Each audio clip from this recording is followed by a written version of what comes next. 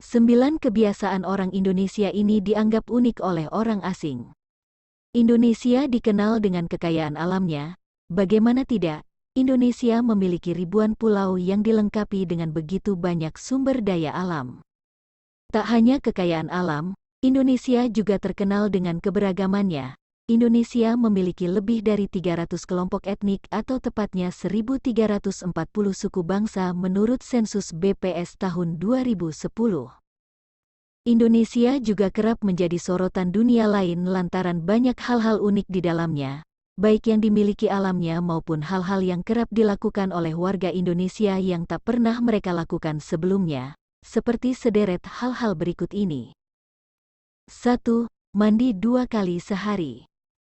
Banyak beberapa wilayah di Indonesia yang mengalami 2 musim yang sangat ekstrim, yaitu kekeringan saat musim kemarau dan banjir di musim hujan.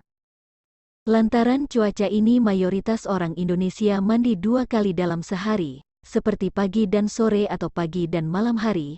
Hal ini tak pernah dilakukan oleh orang asing, mereka bahkan mandi dalam 2 atau 3 kali sehari. 2. Nyeker. Di beberapa wilayah di luar ibu kota, banyak orang yang kemana-mana bertelanjang kaki atau nyeker, terlebih lagi bagi mereka yang tinggal di desa. Bertelanjang kaki sambil menempuh jarak jauh merupakan hal biasa bagi mereka. 3. Berdagang di trotoar. Di negara-negara lain selain Indonesia, trotoar umumnya digunakan oleh para pedestrian berlalu lalang. Namun di Indonesia, sudah menjadi pemandangan yang biasa melihat trotoar digunakan oleh pedagang kaki lima berjualan atau menjadi tempat parkir tukang ojek. 4. Sampah berserakan di jalanan. Sudah menjadi hal yang lumrah melihat sampah berserakan di pinggir jalan atau di sungai di kota-kota di Indonesia. Belum lagi minimnya rasa peduli pada lingkungan membuat banyak warga yang seenaknya membuang sampah di jalanan. Ini menjadi hal yang aneh bagi beberapa orang asing.